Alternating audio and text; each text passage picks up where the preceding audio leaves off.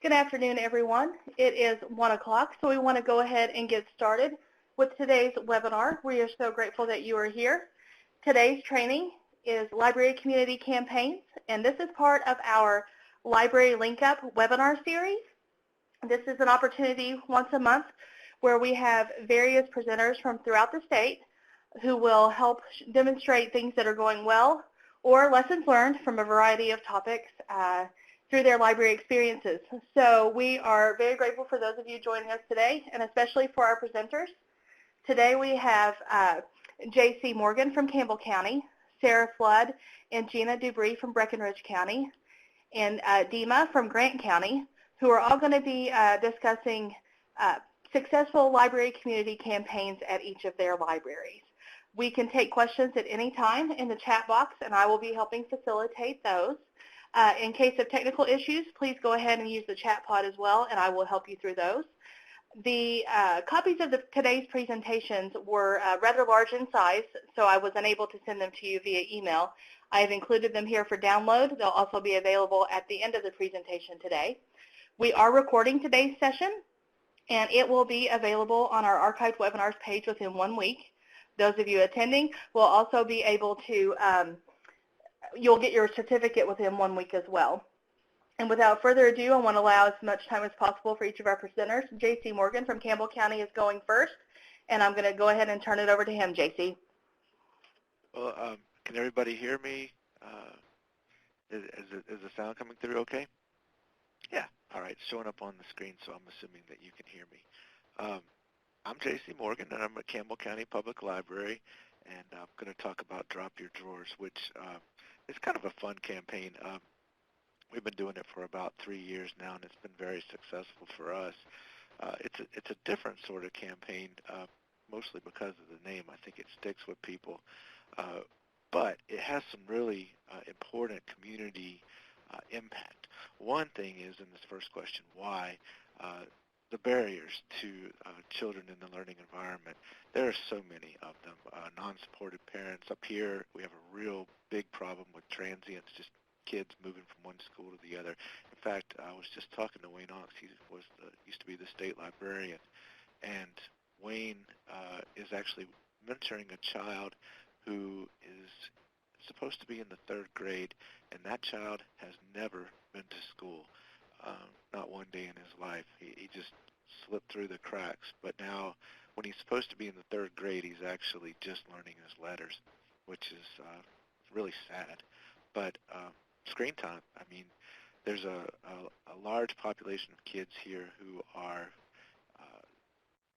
they're in a child care environment that is not, I don't want to say sanctioned, but they're not licensed child care providers. It might be a grandmother who cares for several different people's kids, and often they stick them in front of a screen all day long. It's a good way to control their behavior and keep them occupied and keep them out of her hair, and that's a huge problem, though, for those kids learning. But the problem of underwear is actually one that the library can help in an easy way. Second question, why? Schools are hard to work with. Here in Campbell County, we have 7 independent school districts. That's not 7 schools, but 7 independent school districts. So we have 7 superintendents and administrations, and they're just hard to work with. They don't play well with one another. They don't play well with us. There's lots of turnover in their organizations, and so it's really tough for us to make an entrance into a school and then keep that going from year to year. But just in general, schools are not necessarily easy for libraries to work with. You might be lucky in your community and you've had different experiences, and if you have, please take no offense at what I'm saying. I just know that in my professional career, I've often found that schools just operate strange ways. They don't plan ahead as far as libraries tend to. Getting into them in the first place is hard, and then getting to that person who can actually keep you coming in year after year, it's just hard. So Drop Your Drawers is a way for us to participate with the schools without necessarily relying on the schools. And so that works for us. The third question is why? Because the libraries need this kind of publicity. We need to be seen as a partner in education. The media loves this campaign. I've been on television several times promoting it. The newspapers do stories about it. But most importantly, the people who donate to it love it. And then often they get involved in, they get their groups involved. We had several different groups, Campbell County Drug-Free Alliance, the Leadership Northern Kentucky, all of these people who, as a group, gave us hundreds of pairs of underwear this past year. So is there really a need? Certainly. The schools give away a lot of underwear. Even I did not know what the numbers were, but at one of our schools, it's about 100 pairs a month that they were giving away.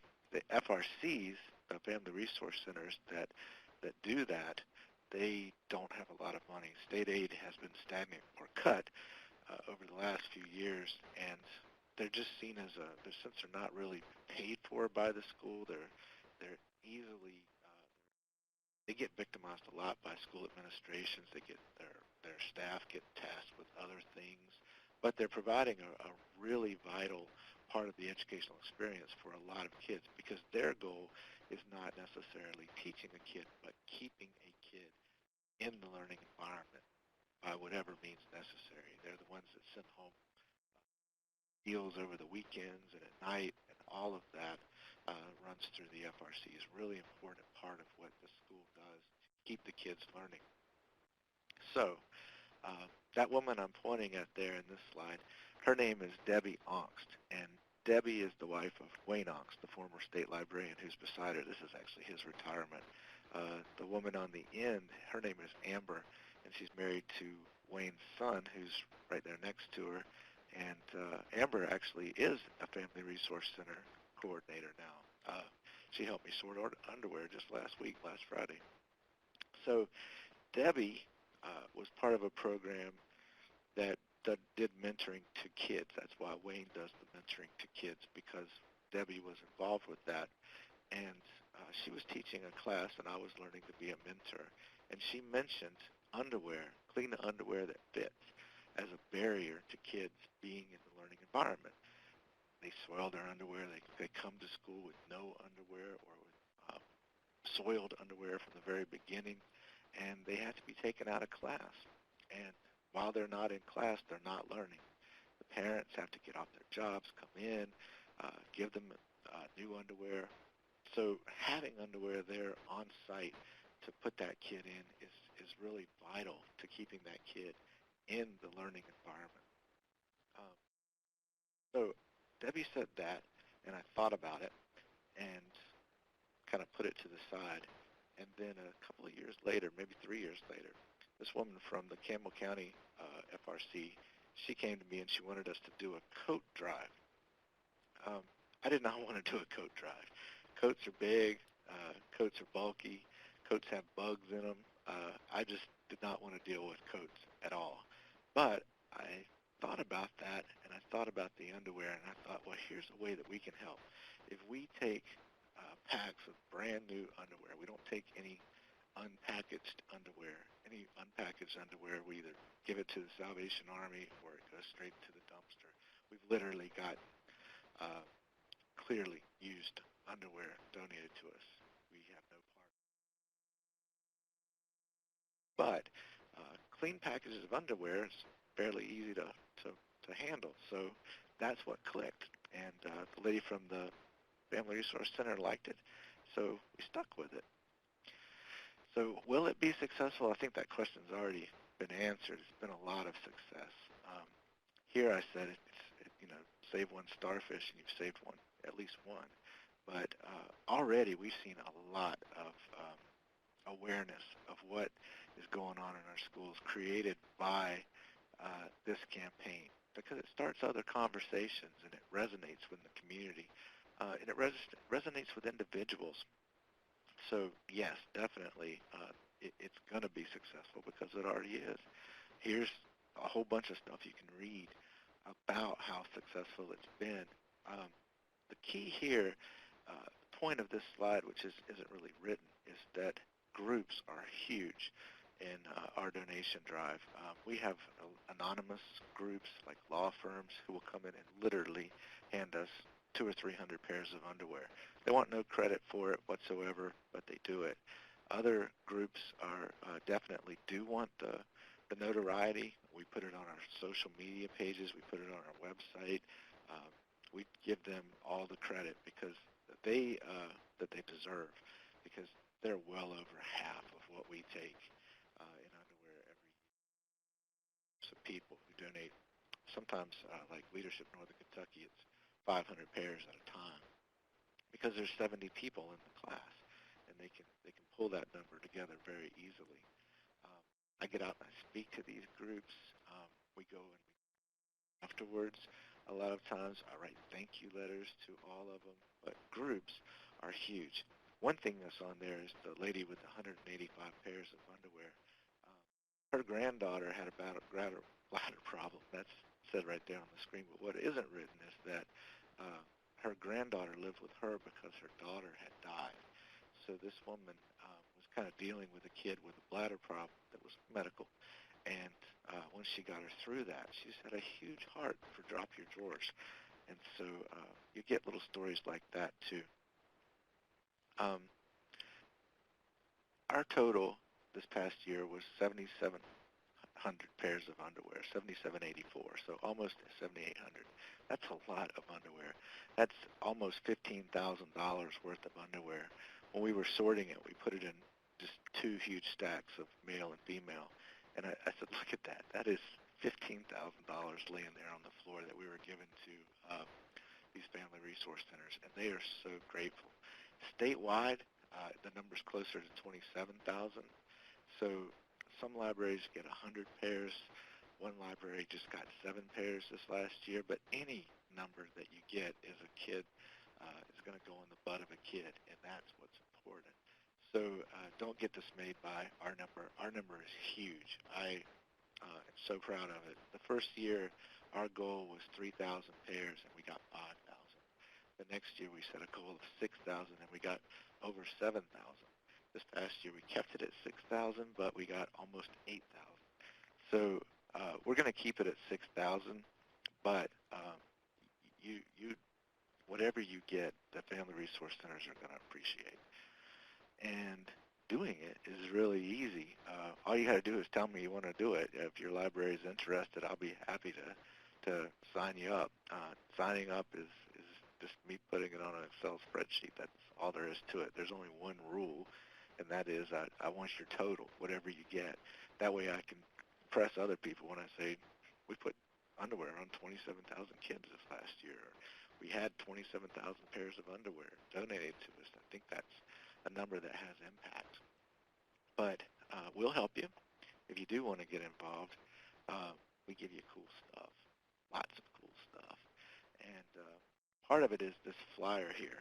The flyer has Dave Pelkey's image of Captain Underpants on it. I get permission from Dave Pelkey each year. He only gives it for a year to use this image. Next year I'm going to try to get the new movie image, but that might be a little harder because I'm not sure who all is involved in the copyright to that, but that's my goal next year is to get the new movie image. We also give you a counting board. That's our mascot. We actually use our own library mascot. That's Cam, the library lion. And so we use this counting board, but there's another one that has Dave Pelkey's Captain Underpants image in there that we give to you. You have to print all this stuff yourself. We don't print it for you, but we do design it for you. This counting board is important because that tells people where you are in relationship to your goal. This image, I think we've changed it now, but it says one of these images equals to 10 packs of underwear, 10 pairs of underwear. So as we get in the packs, we count them, and we'll fill in these blank underwears with little pictures of underwear that's pink and blue, and that also gives people an idea of which gender needs more. Interestingly, though, the male and female piles are about even every year. The second question people ask is what size. We just say for K through 5, but if I'm asked, I always tell people that kids come bigger these days because kids do. They come bigger these days. They just have bigger little behinds. So the bigger sizes are helpful. And because we got so many bigger sizes this year, we were able to give some underwear to the middle school, Campbell County Middle School, which was really cool. This is the press release that we write up and we have approved by Dave Pelkey. Dave Pelkey is very particular about how his name and how his image are used.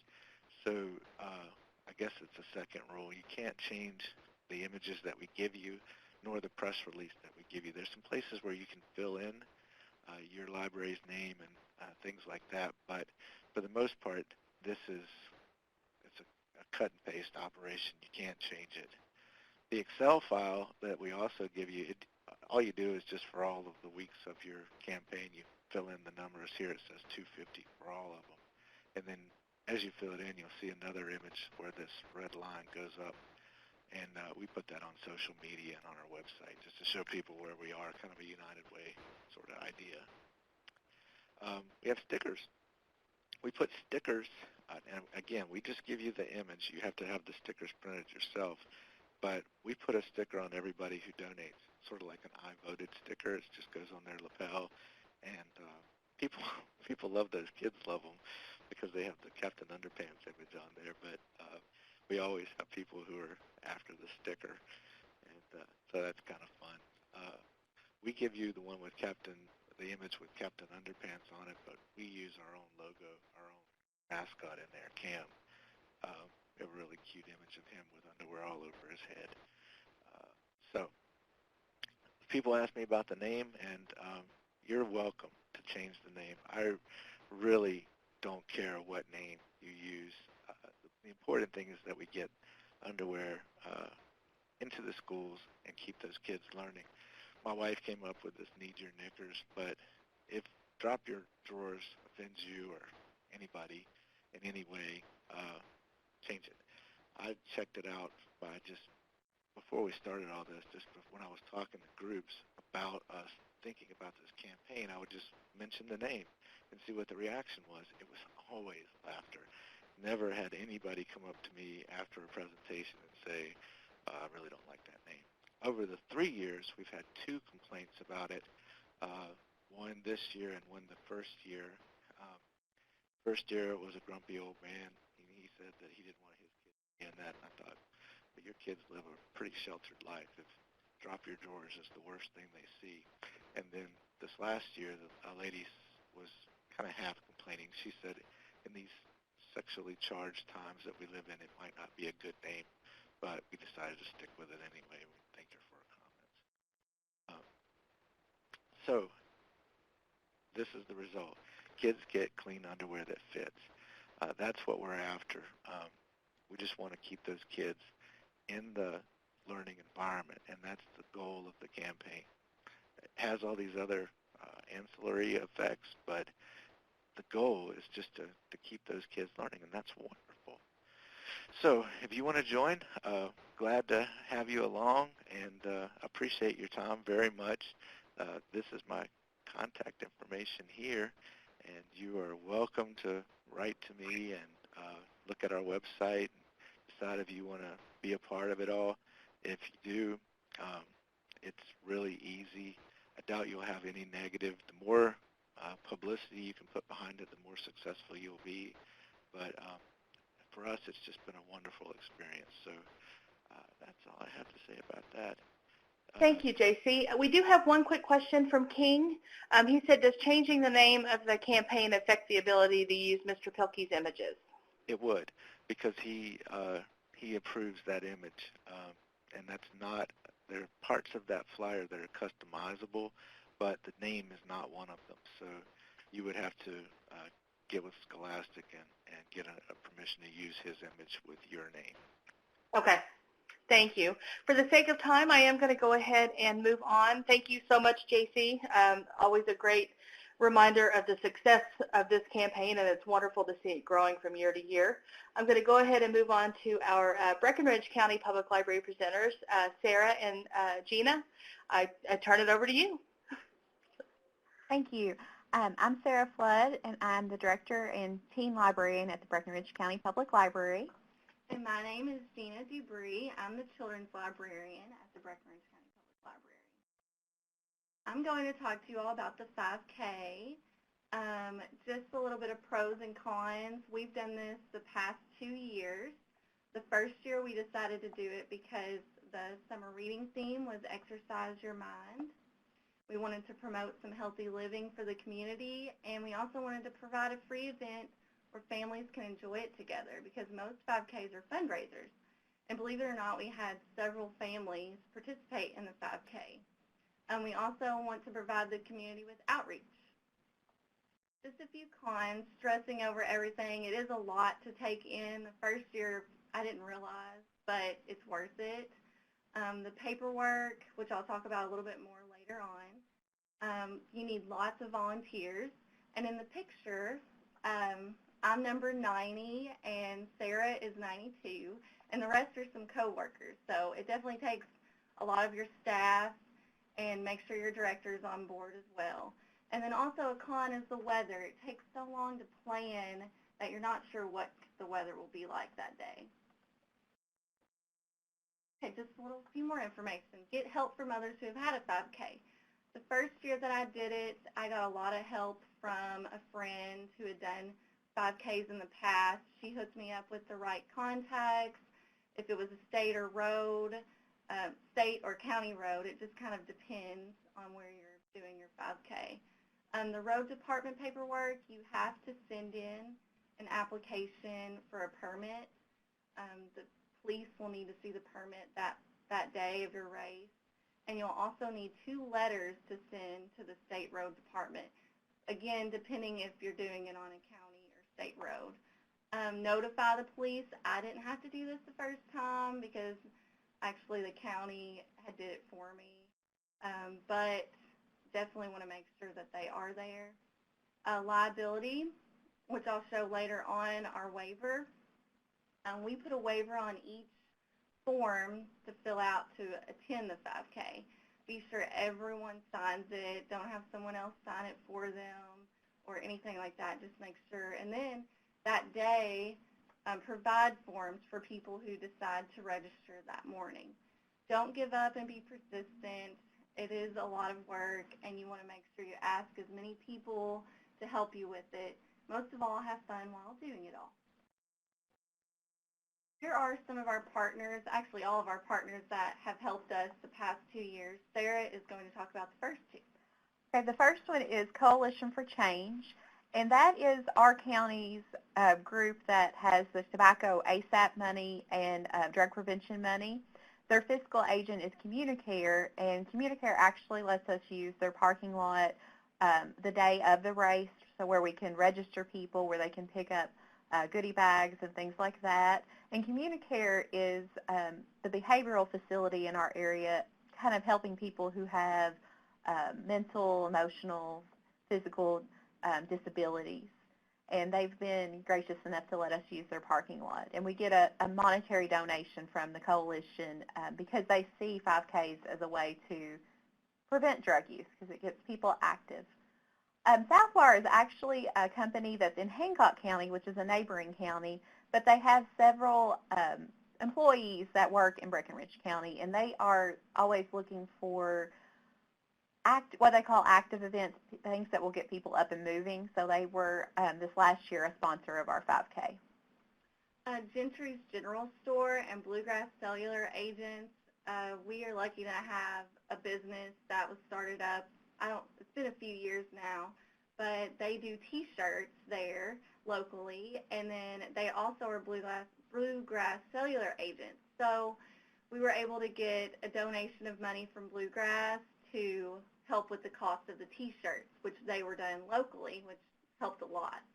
Iga Grocery Store, make sure asking all your grocery stores, they could donate gift cards to get water or granola bars or fruit. Anything can help. Elite Physical Therapy, they actually helped us hand out water the first year and provided all the water for us. It was a big help. I didn't realize how big of a help it was until the second year they were unable to help us, and I had to provide water, which was our only cost, but it was something. And then I also had to get more volunteers, which is our next partner is make sure you get some high school volunteers or anybody really. I had my parents handing out water. It takes a lot of people to do the 5K. Ben Johnson Elementary PE teacher and cross-country coach. Any kind of coaches would love to be involved in a free healthy event. He was able to help us with timing the 5K. He let us know about an app, which you'll find out later on. Ask other organizations and businesses if they would like to donate.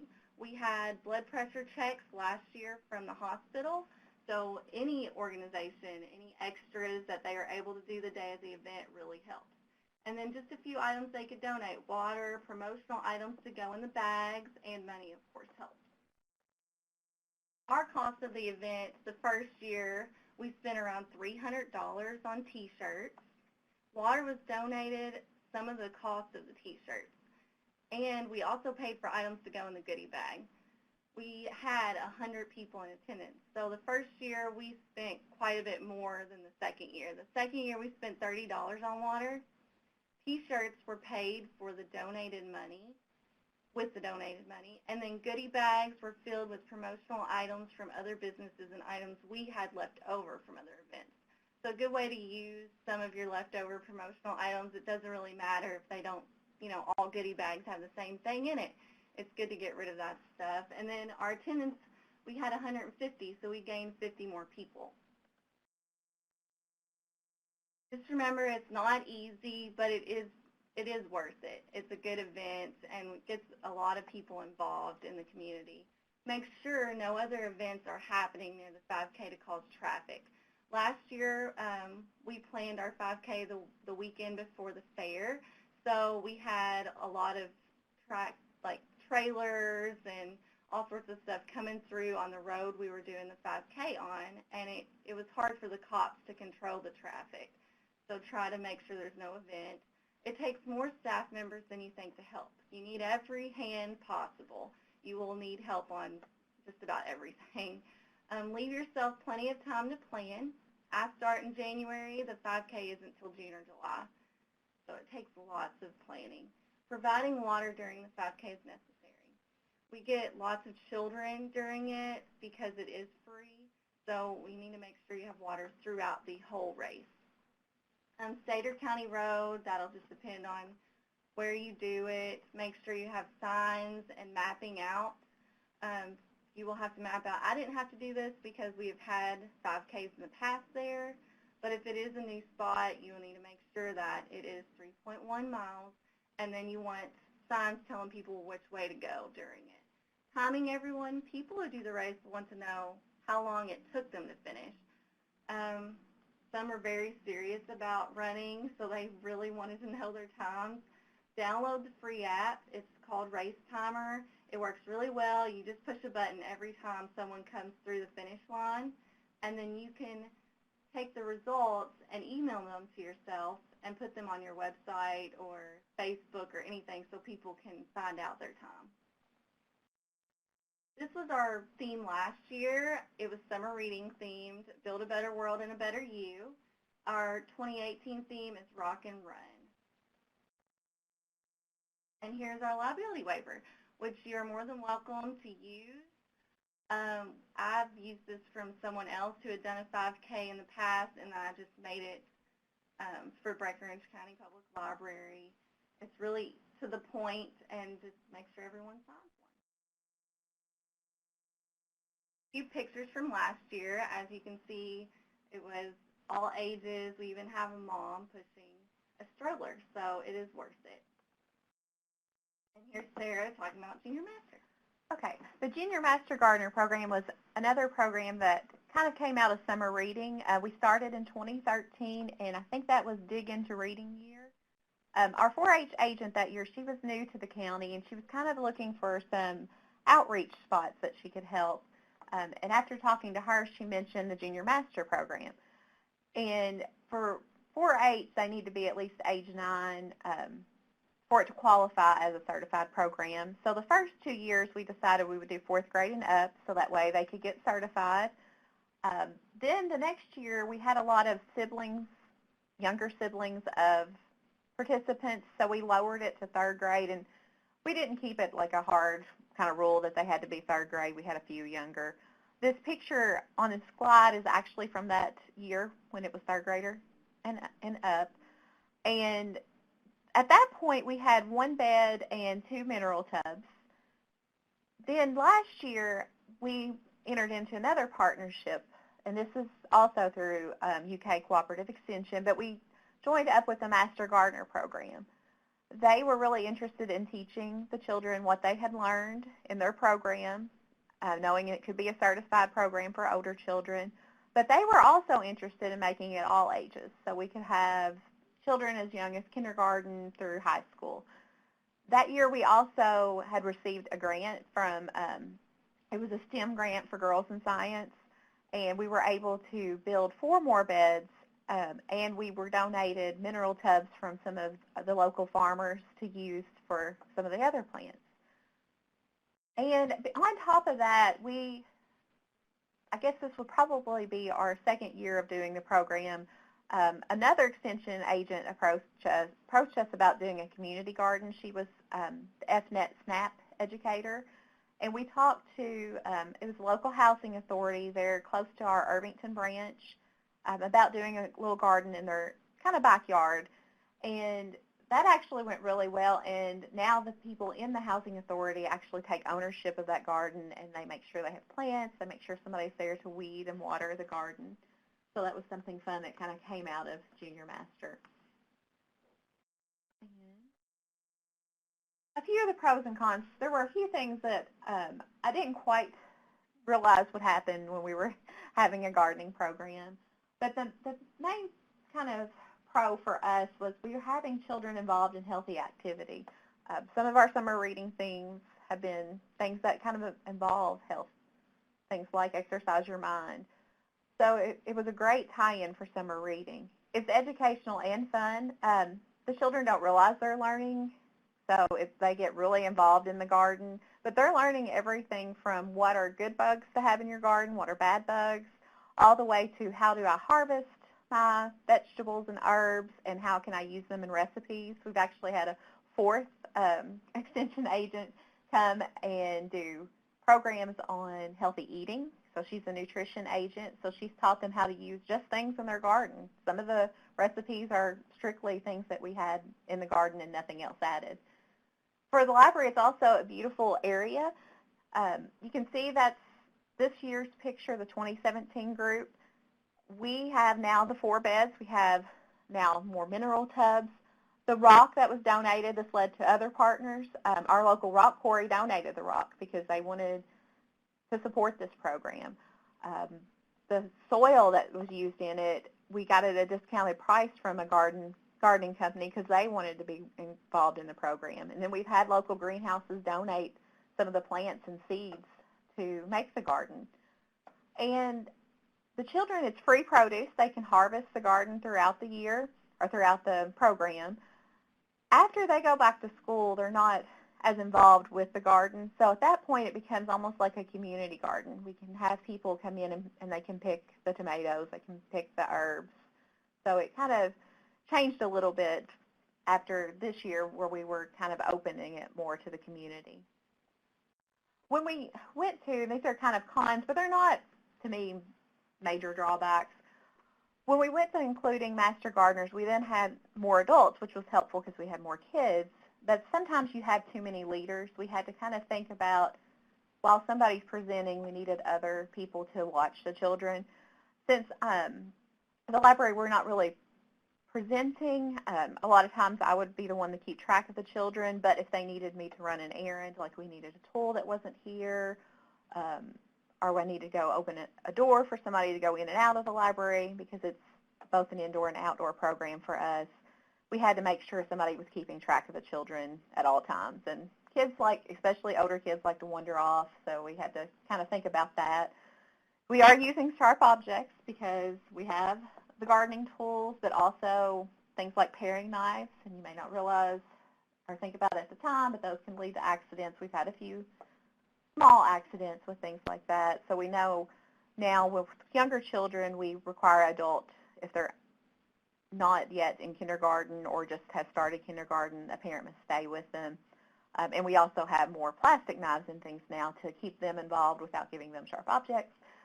And watering. Watering is the big thing. We meet once a week for Junior Master Gardener, but a garden in the summertime can't go just with once a week watering. So we have to, the library staff, so again, this is another thing where you have to have your library staff on board. We take turns watering. We keep track to make sure the garden has been watered. But even with, and like I said, I think they're minor cons, even with that, this is why it's all worth it to us. So this is a picture of our group from this past summer. And you can see the beds where they've just finished planting. We had children, I think our youngest maybe was 4, all the way up to freshmen in high school. We also had adults, so some of these are grandparents, so people in their 60s and 70s. So it's a program that gets the whole community involved. And we had homeschool families along with elementary and middle and high school families. So it was great fun, and we really enjoyed the program. That is all we have. So if you have any questions, just let us know. Thank you. Thank you. Thank you, Sarah and Gina. I love to see how these programs have started and how they're growing. I think it's very worthwhile to see those pros as well as some of those challenges. And I love the way you pointed it out, and having that great photo at the end is a wonderful way to see absolutely why it's all completely worth it. Thank you so much for taking time out to share those with us. Dima in Grant County also has a few programs that she is going to share with us as well. And Dima, I'll go ahead and just turn it over to you. Okay, thanks. Hi, everyone. My name is Dima Romer, and I'm in Youth and Teen Services at Grant County Public Library. We're a small rural library and an important resource in our community. Last summer's summer reading theme of Build a Better World inspired me to create a summer of service activities for our teens.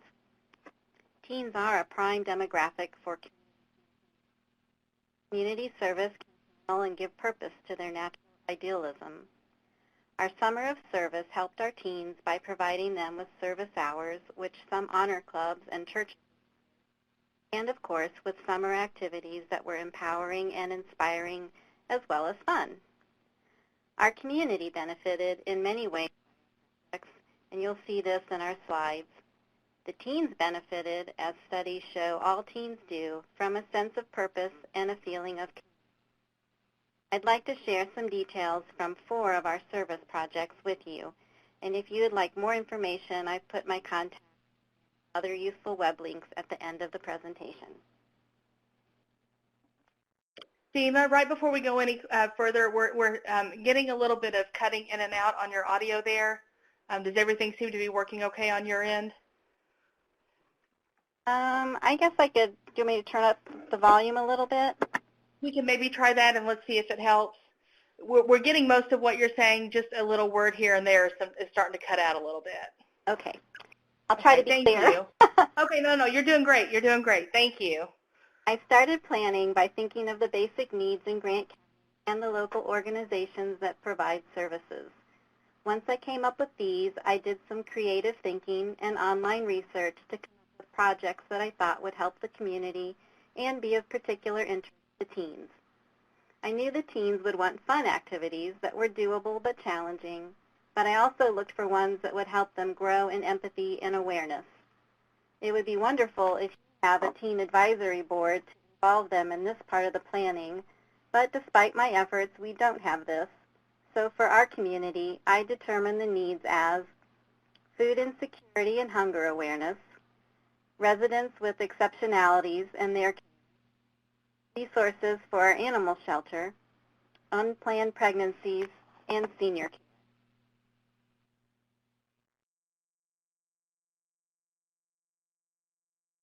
We have some agencies in our neighborhood that serve people with these needs, so I looked up their contact information and started talking to them to see if they could use the donations and projects that I had in mind for our teens to make.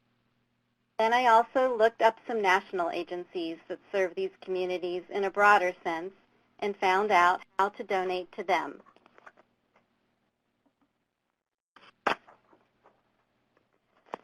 The first project I'd like to tell you about is the one that was probably the easiest to manage and execute. Our outreach librarian visits the Jonesville Rest House as part of her regular schedule. Her customers there, adults with exceptionalities and a need for assisted living, have made her drawings that I sometimes see in her cubicle, so I did know that they liked coloring. I asked her what she thought of having our teens make coloring books for her to take to them, and she loved the idea.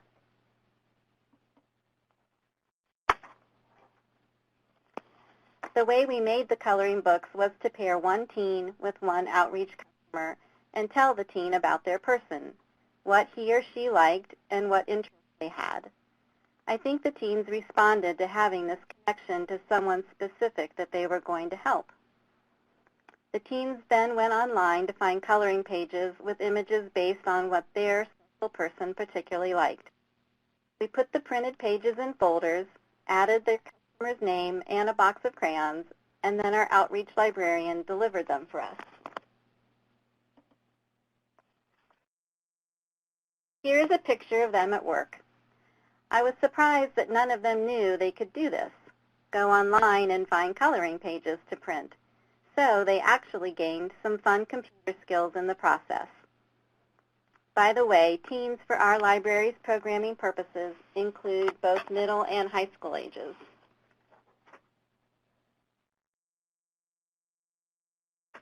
And here are a few of the recipients of our projects.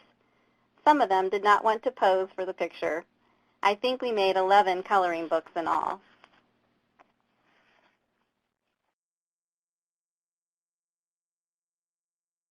Another service project was to tie-dye onesies for our New Hope Center, a local support center for pregnancy and infant care. Most of our teens know someone who has experienced an unplanned pregnancy or even a planned pregnancy with a lack of resources. This project was meaningful for them and really fun.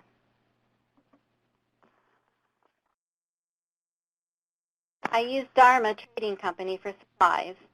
They not only provide everything you need for the process, they also include a how-to book with dyeing tips and techniques and instructions for how to organize the tie-dye event. They also sell different types of undyed garments for projects, scarves, cotton leggings, t-shirts, and of course baby clothes and onesies. I've used this company before, and their products and helpful tips have worked really well. The day of the program, I got the supplies very well organized outside on our lawn, gave a quick demo to our teens, but then it started raining. So I moved it all inside, and it turned out just fine. We just put tarps on and under the tables. The teens then pre-soaked, tied, and dyed the onesies, then put them into gallon Ziplocs. Here is another picture of the teens at work. The pads of newspapers under the onesies was one of the tips from Dharma, and it really helped to control the mess.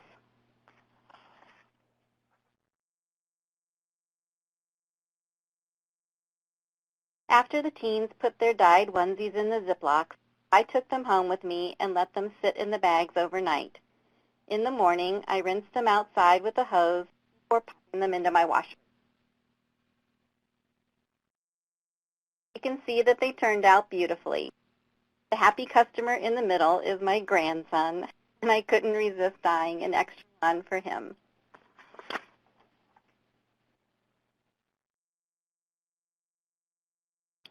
For this next teen service project, we made pet leashes out of Plarn, a product made from recycled plastic shopping bags. Most teens love animals, so I thought making the leashes would provide them a way to show their love. It was a great activity because not only did we help our target audience, the lovable and lonely animals at our local animal shelter, but we also got to model environmental responsibility by using recycled materials.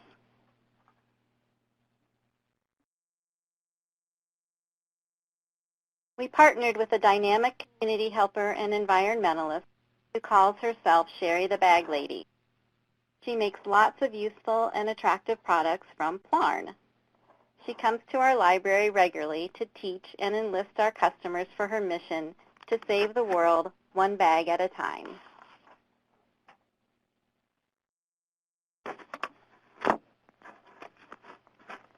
The plarn is just the plastic bags cut into strips and then tied together, out of which Sherry crochets bags and mats, fashions pom-poms and tutus, and braids leashes. And she teaches others how to make these things too. We did get a good crowd for the leash making, and also significant, we got some new faces, teens I hadn't already met at the library.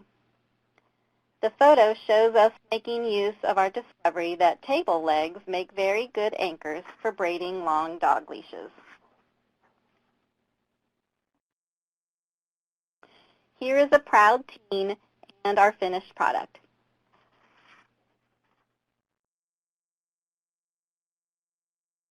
And more proud teens with more leashes. They each made 2 during an hour-long program. We gave some to the animal shelter and some to our neighborhood vet's office, and they were really appreciated.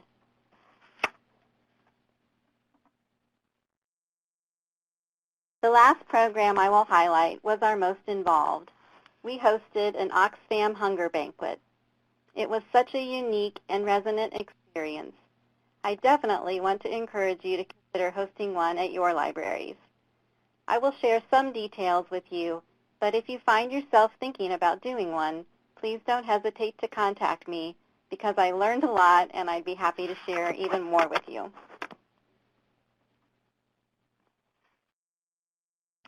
You may not have heard of a hunger banquet. An Oxfam hunger banquet is an interactive experience to simulate the injustice and randomness of world hunger. Teens are eager to learn about their global neighbors and are looking for causes to believe in. This program has the potential to increase empathy and enlarge their sense of community. The program would be good as a family program too, or an adult program. Oxfam says, few experiences bring to life the inequalities in our world more powerfully than an Oxfam American Hunger Banquet. Unique and memorable, the Hunger Banquet allows you to experience firsthand how our decisions affect others in the world. And I want to add that I think it's a hopeful experience too. You don't leave feeling despair, but rather a sense of wanting to help change things. Teens who signed up drew a ticket at random when they arrived. The ticket assigned them to either a high, middle, or low income tier and a place to sit at either a fancy or plain table or on the floor. The ticket also gave them a character with a name and a number that could be texted for more information on their character. The meal they received later on corresponded with their character.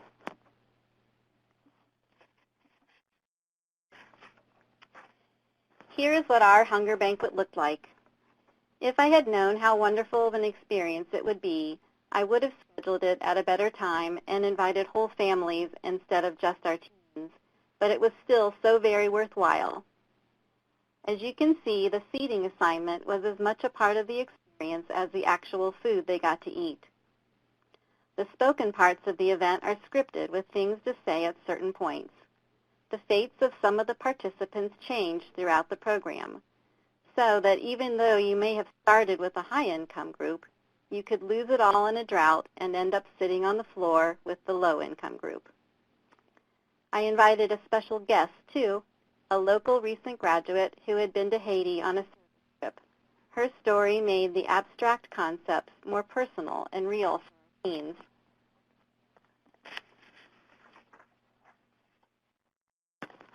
The most recent statistics on world poverty are used to determine the ratios of economic assignments for your participants. Since 50% of the world last summer was living at a basic poverty level, 50% of our attendees drew the low-income status. They sat on the floor, shared common bowls of rice and water, and were encouraged to eat with their hands.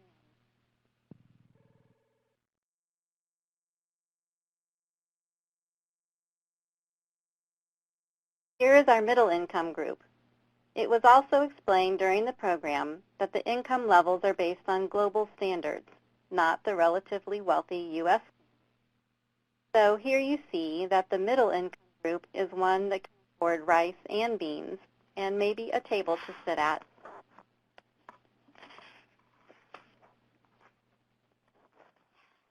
The high-income group was small and got to eat the only meal that most of us would recognize as a full meal. To make things easy, we bought ours at KFC. We also, according to the suggestions from Oxfam, set the table and served them their food. In the words of Oxfam, after a hunger banquet event, few participants leave with full stomachs, but all will gain a greater understanding of the problems of hunger and poverty and feel motivated to find ways to help.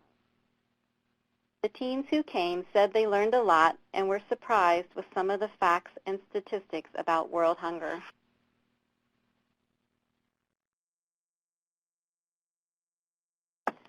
Oxfam helps you with valuable resources so that even a small number of staff would be able to host a well-run, large event with only moderate effort. You can see here some of the packet that I received after signing up to host ours. A sample schedule of events, shopping lists, a list of volunteers needed, and a script for all the spoken parts of the event. Promotional materials were also included.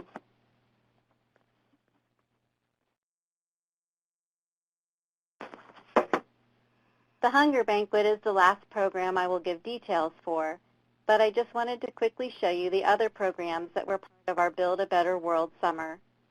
We made heating pads for the Senior Center, had a bake sale from which the proceeds went to the national program No Kid Hungry, and we added a canned food drive as admission to our annual library mini-golf. The collected food went to our Grant County neighbors through the Hope Center, a local food bank. I have a few pictures from these other programs on the next slides.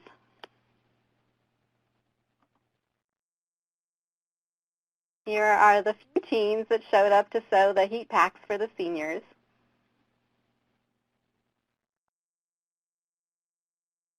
And here's a picture of our teens baking for the bake sale. I provided all the ingredients, and they came to the library kitchen on Friday to bake, and then Saturday we put everything out in front of the circulation desk to sell.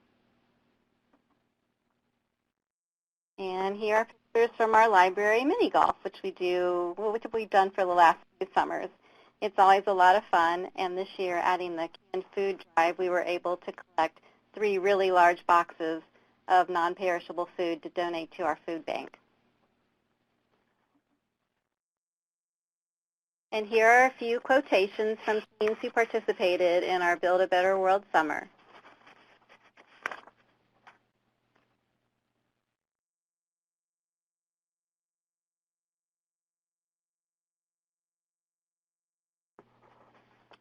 And to culminate our Teens Build a Better World Summer, our top participants were invited to a lock with movies, crafts, and snacks.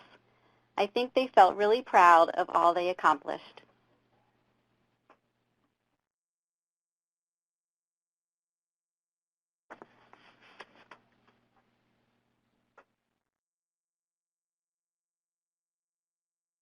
Dima, we do have one question regarding the plastic bags. Did you all have the plastic bags pre-cut into strips, or did the teens do that themselves? Sherry brought pre-cut strips. I know that now she is getting more events scheduled, and she's also getting more and more donations of plastic bags, so she could always really use the help getting the bags processed into the strips. But at the time we did ours, she had done that part for us. Great. Thank you so very much, Dima. As we close out today's webinar on library community campaigns, I'm going to switch our slides over here. This webinar was made possible in part by the Institute for Museum and Library Services. Save the date on our CE calendar. We have many wonderful webinars coming up over the next few weeks, months. I wanted to go ahead and highlight a few of those that are coming up soon. This webinar is being recorded and will be available on our archived webinars within 1 week.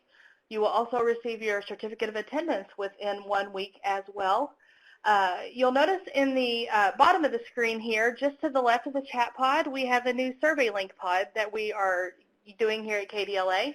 If you click the word Library Community Campaign Survey link and then Browse to will highlight, that will go ahead and pop a screen open for the survey.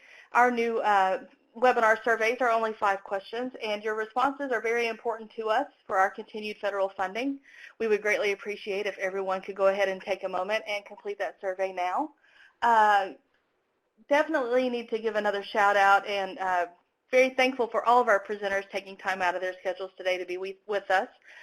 For JC, Sarah, Gina, and Dima, thank you for making this such a wonderful webinar with so many different ideas and unique ways that we can work together with our communities.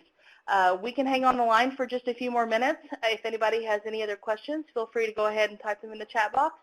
And thank you all once again for attending today.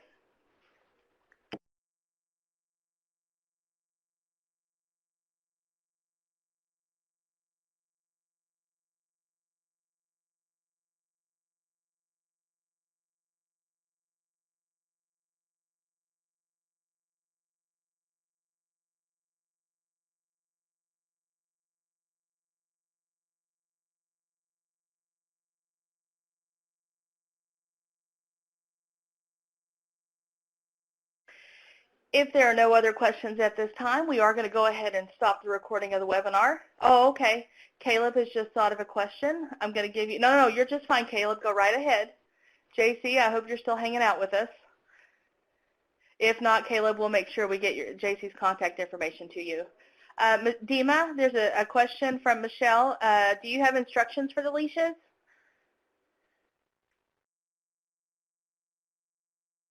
No, I'm sorry. I don't have instructions. We didn't do them on our own. They're very easy, though. You just tie the strips of yarn into longer strips and then braid the strips together.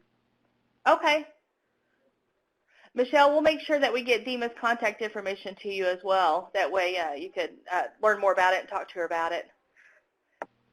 Then Caleb asked me yes. Who to contact at the schools. I would make contact with the Family Resource Center. I think they would be most receptive to what you're doing. It's often hard for us, even though we're helping their FRC center, to get the school administration to do things like put advertisements in whatever they send home with school, or even put it on their website. But working with the Family Resource Center seems to be the best way for us to make contact. Okay. And I noticed Sarah, thank you, JC. I noticed Sarah and Gina have also added their email addresses into the chat pod there. Once again, thank you all for attending. We are going to go ahead and stop the recording and close out today's session. Any questions for me here at KDLA, don't hesitate to get in contact with me, and I'll provide our presenters' contact information in your follow-up email. Thank you all again so much for attending. Have a great